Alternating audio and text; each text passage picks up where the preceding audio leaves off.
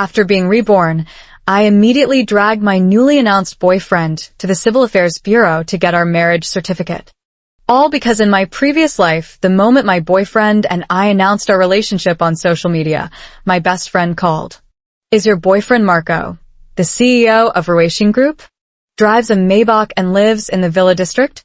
Just as I was wondering how she knew, she abruptly changed her tone. Since you're my best friend, I'll tell you, I knew your boyfriend first. The one he really likes is me. He's only with you to get my attention. If you don't want to be labeled as the other woman, you'd better break up with your boyfriend right now. I listened to my best friend's words and broke up with my boyfriend, only to realize it was all part of her scheme. She had her eyes on my boyfriend all along, waiting to swoop in after our breakup, but she never expected he wouldn't like her. Furious with humiliation, she ran me over with her car. When I opened my eyes again, I was back on the day we made our relationship public. Baby, I'm so happy. If you don't mind, can I post this on my social media? It's okay if you're not comfortable with it. After all, we just got together and you might not be used to it yet. Marco kept chattering in my ear, but I just stared blankly at the scene before me, feeling an overwhelming sense of déjà vu. After a long while, I finally realized I had been reborn. Seeing my prolonged silence, Marco thought I was upset. He quickly wiped the smile off his face and put his phone away. I won't post it, don't be mad. Let's go eat. I booked a restaurant. Marco tried to take my hand and lead me out of the park, but I stopped him firmly. No restaurant. Let's go to the Civil Affairs office and get married. Marco froze in place, taking forever to process what I'd just said. His brain must have been working overtime. After all, I'd only just agreed to be his girlfriend, and now I wanted to get married immediately. That was way too fast. Sure enough, he reached out to feel my forehead and muttered to himself, "No fever." Did something shock you? Time is tight. I directly pulled out my ID card. Are you going or not? I'll give you 5 seconds to decide. Marco also took out his ID. Yes, right now. Don't you dare regret it. Of course I wouldn't regret it. This lifetime, I'll never let go again. Thanks to national policies, now all you need is an ID card to get married. In less than half an hour, we went from ambiguous to dating to married in one swift leap. Seeing the bright red marriage certificate, I finally let out a sigh of relief. Let's make it official. Post it on social media, but don't mention the marriage yet. The moment the post went up, my phone rang. When I answered, Sophia's excited voice came through. You're dating someone? Is it Marco? The Marco from Credit Suisse? The one who drives a Maybach and lives in the Riverside now. One Villa area? Hearing Sophia's voice, I wanted to tear her to pieces. In my past life, the moment Marco and I made it official, Sophia started spreading all kinds of rumors in front of me, calling him an irresponsible scumbag. Sophia and I had been friends for 8 years, since high school, so I had a natural trust in her. On top of that, she presented evidence, showing videos of Marco pursuing her. Without a second thought, I immediately broke up with him. But after I broke up, Sophia immediately revealed her true colors. Now that you've broken up, I can be with Marco. Such an excellent man. You couldn't handle him, so let me take over. This was all your choice. I didn't force you. She thought that since Marco and I had broken up, she could be with him. Little did she know Marco didn't even recognize her, and in his heartbroken state, he was furious, equally despising everyone. In a fit of rage, Sophia actually killed me on the spot. If I can't have him, neither can you. How dare you live better than me? I won't allow it. If I get another chance, I'll make sure this black-hearted lotus pays for her crimes and blood. I cleared my throat and said, Yeah, do you know my boyfriend? Hearing the words, my boyfriend, Sophia's tone became unhinged. No. You can't be together. Break up with him right now. That scumbag, he's actually with you? Stay away from him. I feigned surprise. Sophia, what are you talking about? How is he a scumbag? He's a total scumbag. We've known each other for a long time, and he's been flirting with me non-stop. He must have gotten with you just to get my attention, because I rejected him. Listening to her utterly confident words, I couldn't help but laugh, casually putting the call on speakerphone. Sophia, you must be mistaken. Marco and I have known each other for over a year. He's not that kind of person. Besides, we're already together, and I trust him. Before I could finish, Sophia shrieked, Carla, how shameless can you be? I told you I knew him first, and you still had the nerve to seduce him? Take a look at yourself. Do you even deserve such an amazing man? Out of respect for our years of friendship, I'll let this slide, but you have to break up with him immediately, or don't blame me for what happens next. I pouted. So you admit he's amazing. There's no way I'm breaking up with him, so just give it up already. Kara, how dare you? If you don't break up with him, you're nothing but a shameless homewrecker. Don't think I won't tell your parents what you're really like, choosing to be a dog instead of a decent person. How can you be so disgusting? Even through the phone screen, I could picture her furious, flustered expression. Too bad she didn't know that Marco and I had actually been introduced by our parents in the first place.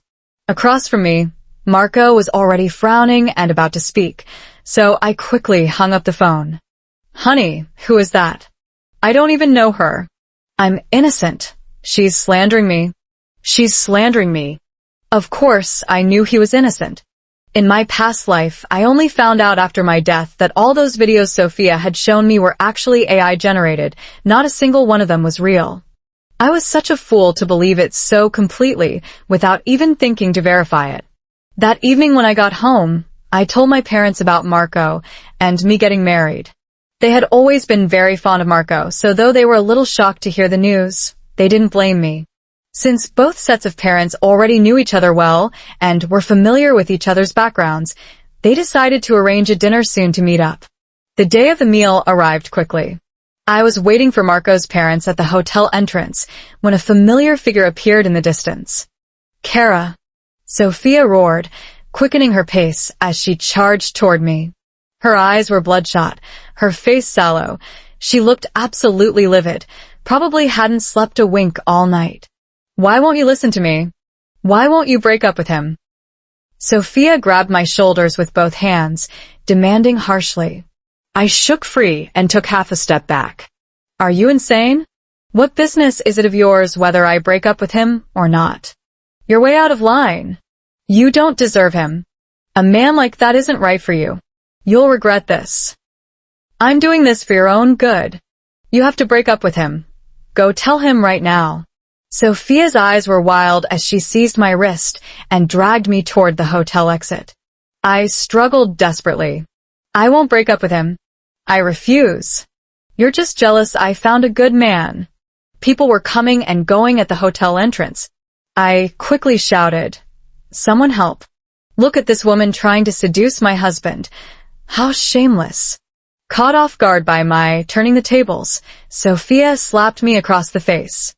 Unprepared, I only felt the searing pain on my cheek. You bitch. You're the one who seduced my man. Bullshit. I've known him for over a year, and he doesn't even know you. Since when was he your man? Sophia gritted her teeth and shoved her phone in my face. The wallpaper showed an extremely blurry silhouette. You couldn't even tell if it was a man or a woman. Look. We've known each other for ages. This is his photo. I couldn't take it anymore and slapped her across the face. What kind of nonsense is this? You can't even tell anything from that photo.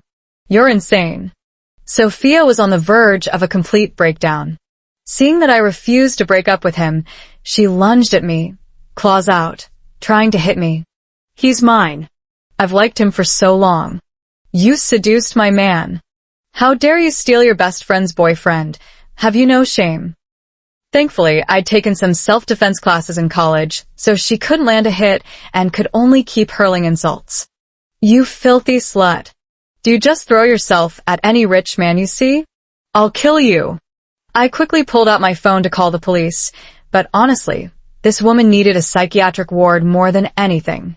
In the split second I was distracted, Sophia seized the opportunity, grabbed my hair, and started yanking at my scalp. How dare you call the police? A homewrecker like you has the nerve to call the cops?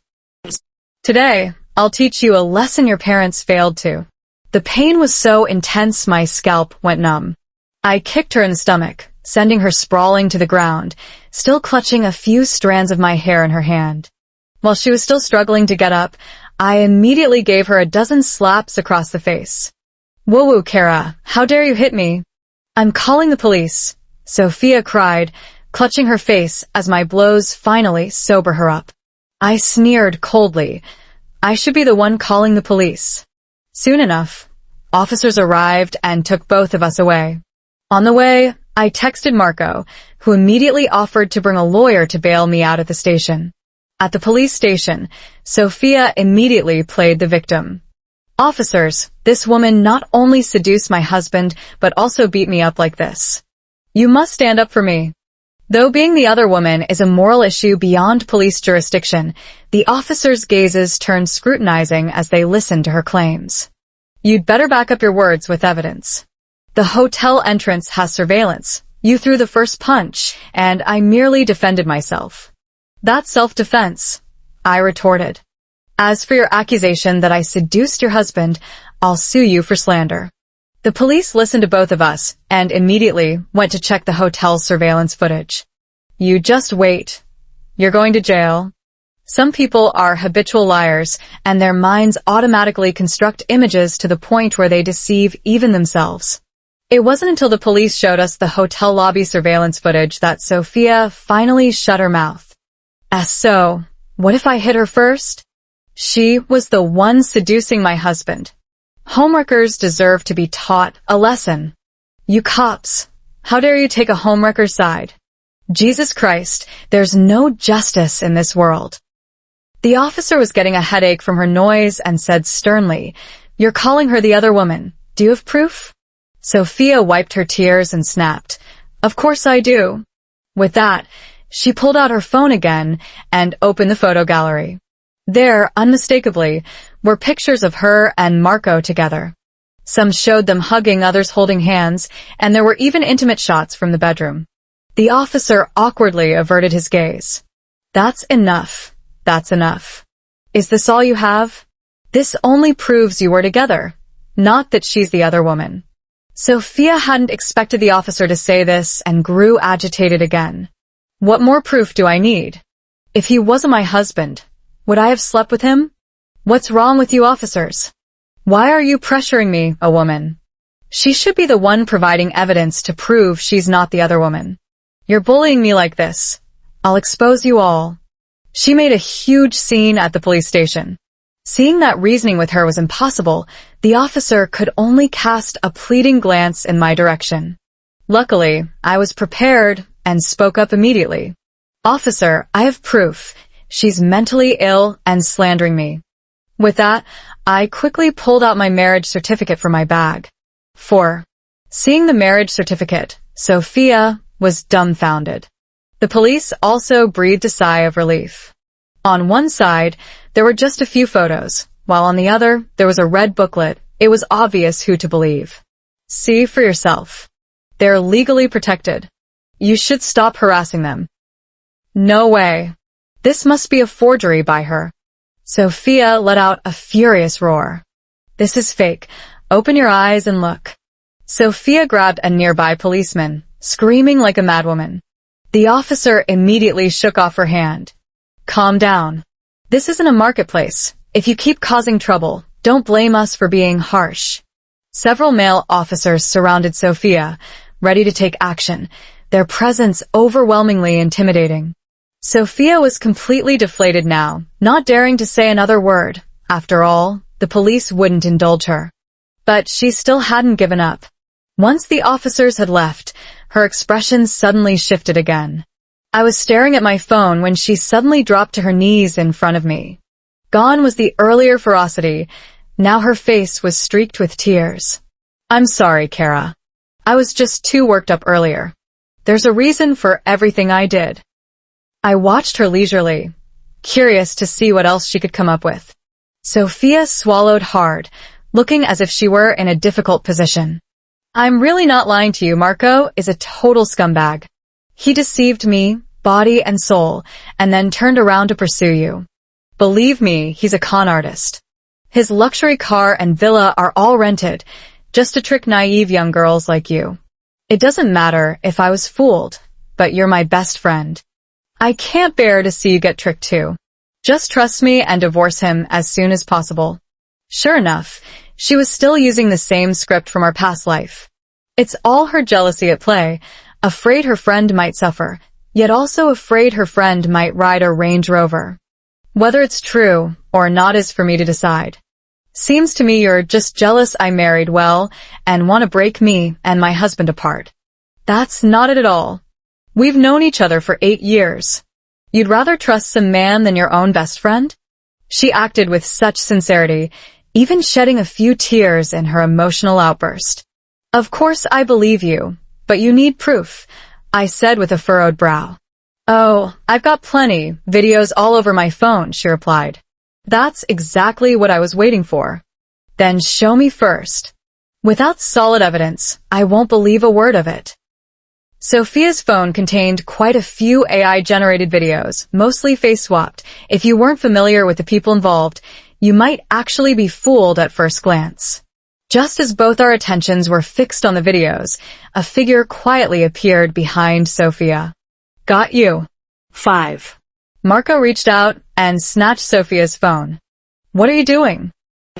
Sophia instinctively exclaimed, but immediately fell silent when she realized it was Marco. Thank you so much. Now we won't have to worry about lacking evidence. I stood up and stood beside Marco. To tear us apart, Sophia would definitely resort to the same trick she used in her past life, fabricating a few videos to spread rumors. If I reported it to the police after the rumors had already spread, it would only alert her, and she'd delete the videos. Without evidence, even the law couldn't touch her. But now, with solid proof in hand, all we had to do was hand the phone to the police to get her convicted. You did this on purpose? Realizing everything, Sophia's expression twisted in fury. Marco, I fucking loved you so much, and you betrayed me. And with my best friend, no less. Marco was at a loss for words. Wait, who are you? Do we even know each other? Sophia grew frantic. Stop pretending. How could you not know me? You came to my company before, and I even poured you water. You thanked me, and even complimented the coffee I made. If you didn't like me, why would you praise me? You scumbag. Why did you betray me? Do you know how many suitors I turned down for you? Even Marco, who is usually good-tempered, grew angry. If you're delusional, go get treatment. I said thank you, not I love you. And was I even complimenting you? I was praising your company's coffee beans. Don't flatter yourself. Sophia couldn't accept this reality, her mind on the verge of collapse. No way. Stop pretending you like me and just won't admit it. Honey, is it that bitch Kara forcing you? Is that why you don't dare confess? Tell me, say it. Marco couldn't be bothered to argue with her anymore. After exchanging a few words with the lawyer, he prepared to leave. Seeing that we were about to walk away, Sophia still tried to rush forward and grab him, but the police restrained her. All she could do was scream in fury at our retreating figures. Stepping out of the police station, I finally let out a sigh of relief. This time, I used the law as my weapon to punish her. I doubt she'll dare cause any more trouble. What should have been a perfectly good meal was ruined by her, so we had no choice but to reschedule. After the police investigation, they discovered that Sophia still had quite a few AI deepfake videos stored on her phone and computer.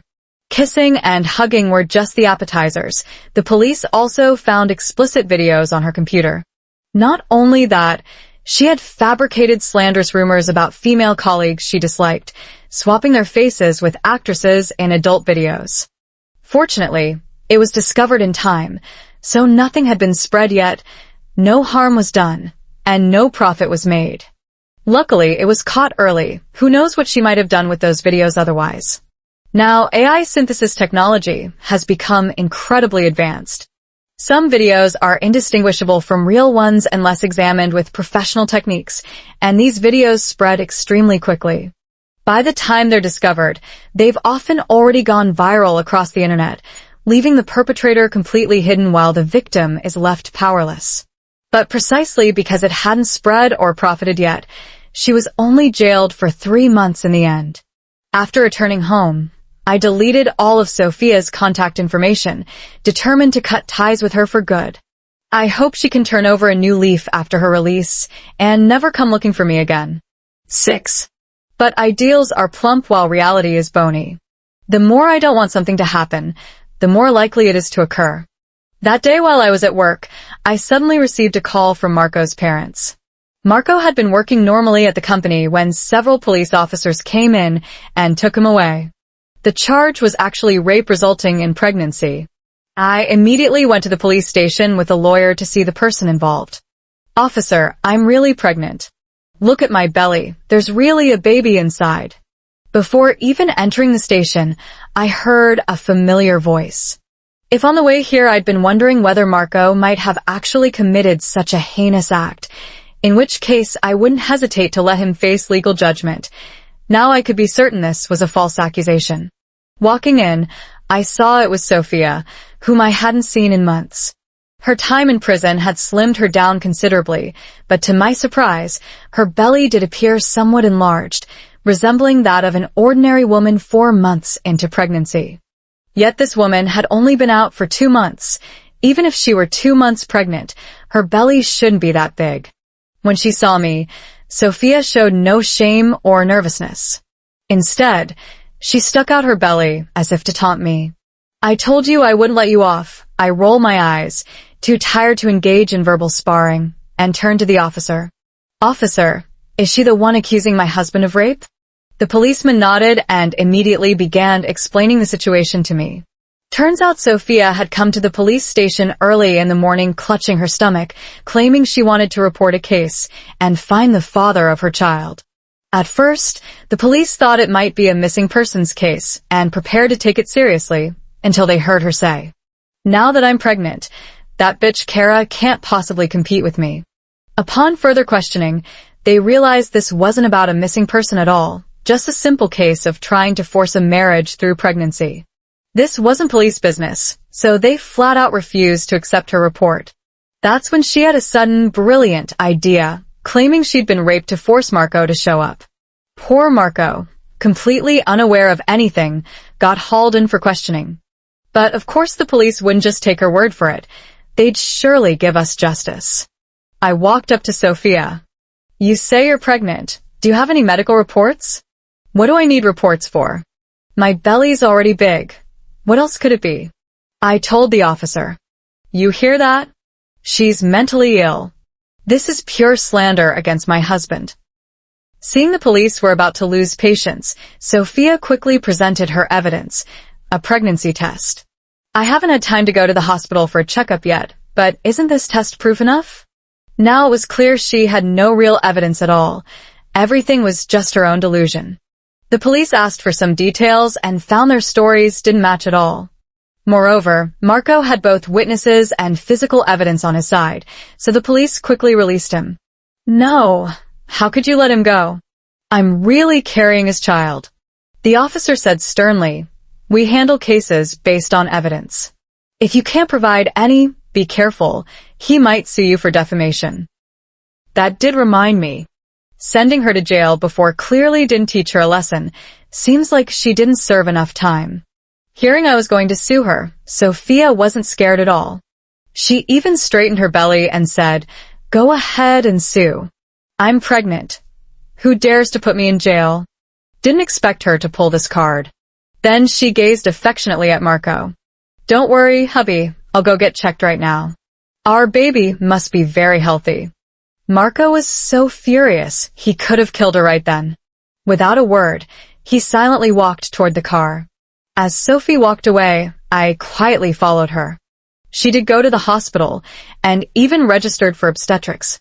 But after the examination, the doctor noticed something unusual and suggested she visit the oncology department instead. Sophia thought something was wrong with the baby and rushed over in a panic. The test results came out quickly. Good news, the baby was fine. Bad news, there was no baby at all. What was in her womb was a tumor. The doctor frowned at the ultrasound report. Why did you wait so long to come in? This tumor must be surgically removed immediately. He meant well, genuinely concerned for her safety, but Sophia reacted like a firecracker set alight, exploding instantly. Remove nothing. What's in my belly is clearly my husband's baby. You quack. You just want to harm my child. It must be your hospital's faulty equipment that turned a perfectly healthy baby into a tumor. What kind of lousy hospital is this? I'm filing a complaint. She caused a scene at the hospital, insisting her tumor was actually a baby. The doctors couldn't exactly force her onto the operating table to remove it. With that attitude, take it or leave it, they called security to escort her out so she wouldn't disrupt other patients. Standing at the hospital entrance, Sophia gently touched her stomach and said, "Don't worry, baby. Mommy won't let anyone hurt you." Her tone was deadly serious, as if there really was a child inside. I felt a chill run down my spine. This woman had truly lost her mind.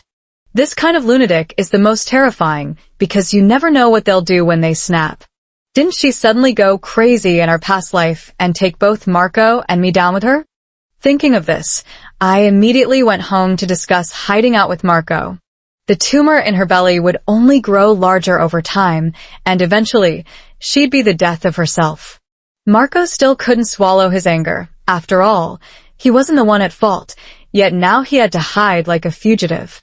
Where was the justice in that? Besides, we both still had jobs to consider. Taking a few days off was manageable, but disappearing for months would mean quitting outright. After weighing our options, we decided to stay. At worst, we just have to be extra cautious at work. Once we got to the office, surrounded by colleagues and security, things would be safer. Since Sophia couldn't produce any pregnancy report, the rape accusation would never hold up. Going to the police wasn't an option. And because of her jail time, she'd lost her previous job, leaving her unemployed and adrift. Helpless, she could only stake out daily outside Marco's company building, trying to find a way to sneak inside. But Marco's company required keycard access for the elevators, and the lobby security had been warned they'd never let her in. As days passed, not only did Sophia fail to intercept him, but the tumor in her abdomen grew increasingly large, making her look like a woman 7 or 8 months pregnant. She kept insisting she was carrying a child, and now that child was about to be born.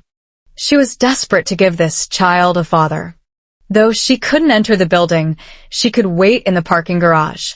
She assumed Marco still drove that Maybach, but I'd warned him long ago to switch cars. The Maybach had been flagged. During the evening rush hour, the underground garage swarmed with people. A Maybach slowly started up, nearly exiting the garage, when suddenly a figure darted from behind a pillar. The driver panicked, hitting the accelerator instead of the brake. The car shot forward like an arrow, sending Sophia flying several meters. 8. Sophia lay on the ground, feeling pain all over her body, yet she still forced her eyes open to see who was in the car. To her disappointment, the person who stepped out wasn't Marco, but a middle-aged man. Her eyes widened in disbelief, and with her last ounce of strength, she cried out, "Where's Marco?" The car owner was stunned. "You're looking for Xiao Su? How would I know where he is? Isn't this Marco's car?" "Of course not, young lady. Not everyone who drives a Maybach is Marco, you know." Hearing this, Sophia suddenly coughed up a mouthful of blood and passed out completely. After being rushed to the hospital, the doctors urgently contacted her family. The tumor in her abdomen was dangerously large, pressing against her other organs, and had to be removed immediately. After the doctor explained the risks, her family signed the consent form without hesitation. When Sophia woke up, the first thing she did was touch her stomach, only to find the tumor gone. She lost her mind. "Why did you kill my baby?" That was proof of Marco's and my love. Although the doctor showed her the photos of the removed tumor, she still refused to believe it. You must have taken my baby out and sold it. Give me back my child. The doctor was at a loss and began persuading her family to take her to the psychiatric department for an evaluation. I also took the opportunity to find Sophia's parents and told them all about her recent misdeeds. The elderly couple was so furious they nearly collapsed, warning her that if she continued causing trouble, they would send her to a mental institution. After that, Sophia finally settled down completely. She never appeared around us again and returned to her hometown with her parents after being discharged from the hospital. Now everything seemed resolved, but I couldn't shake a sense of unease. During this period, I went nowhere except between the company and home, avoiding any unnecessary outings. Yet I was still kidnapped on my way to the supermarket to buy groceries. A black cloth was placed over my head, leaving me in complete darkness. When I woke up, Sophia removed the covering. As I looked around, I realized she had taken me to a remote mountain in the outskirts. The sky was dark now, the surroundings eerily quiet. I spoke calmly. What do you want? Sophia wasn't as frenzied as before, her eyes lifeless. You came back too, didn't you? I shuddered. The fact that she could ask this meant she had also been reborn. Who would have thought that collision would bring her such an unexpected windfall? I remained silent, so she took it as confirmation. She slapped me across the face in anger. If it weren't for you, I wouldn't be in this miserable state. It's all your fault. You stole everything from me. I sneered. You can fool our friends, but don't fool yourself. Marco never even knew you existed. If you liked him, why didn't you speak up sooner? At most, I wouldn't have dated him and just let you have him. Hell, I might have even played matchmaker for you too. Who needs your charity? What makes you so special? You're not as pretty as me. Your figure's worse. It's just your family's money that blinded Marco. Once you're dead, he'll finally see me. She dragged me toward the cliff. I was too stupid in our past life. Breaking up was pointless. Men are all trash who only want what they can't have. What good was breaking up? I should have just killed you directly. Then he wouldn't keep pining for you. Seeing danger approaching step by step, I quickly spoke up. Wait, killing me won't do you any good. I have a plan to get you two together. Want to hear it? Sophia sneered. Don't try to stall. I just want you dead. I know quite a few of Marco's preferences. Just hear me out. You can always kill me afterward. This finally made her hesitate. She stopped in her tracks and asked, Go on. My eyes darted around. If you kill me just like that, what about the police investigation? At least you'd need to fake my disappearance. For example, say I ran off with some other man. That would explain where I went and also make Marco disappointed in me. Isn't that killing two birds with one stone? The more Sophia listened, the more sense I seemed to make. She kept nodding, but after a few seconds, she snapped out of it. You'd be this kind? Come on. What's more important, a man or my life? I'm not like you, treating men like they're the be-all and end-all. Take my phone and text Marco saying I ran away, so he won't come looking for me. Sophia was about to do as I said when she realized my phone had no signal on the mountain and the message couldn't be sent. Go over there, it's more open, the signal should be better. Since I was already tied up and couldn't escape, Sophia listened to me and turned to walk toward the back. The moment she turned around, I immediately cut through the ropes binding me. Sophia, after all, was a novice. She'd forgotten to search me. For self-defense, I'd been carrying a multi-tool knife with me this whole time, and now it came in handy. Once free, I bolted without hesitation. At the same time, the sound of police sirens echoed from the foot of the mountain. Hearing the commotion, Sophia hesitated. She wanted to chase after me, but reason told her she should flee before the police arrived. She wavered for several seconds before finally deciding to abandon pursuit and run for it. The police cars quickly made their way up the mountain, and officers began a large-scale search. Ever since my rebirth, I'd installed a tracking app on my phone, one that could pinpoint my location even without signal or if the phone was turned off. She wasn't wrong. I had been stalling for time. waiting for the police to arrive. And now I was safe. It's a pity that some people can change their fate through rebirth, but she didn't become any smarter after hers. Now Sophia is holding my phone. She can't escape anymore. Soon, she was surrounded by police near the cliff. The overwhelming pressure forced her to step back step by step.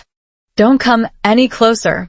Stay back," she screamed at the officers. Fearing she might fall, the police tried to calm her. "We can talk this through. Just stay calm. Please calm down."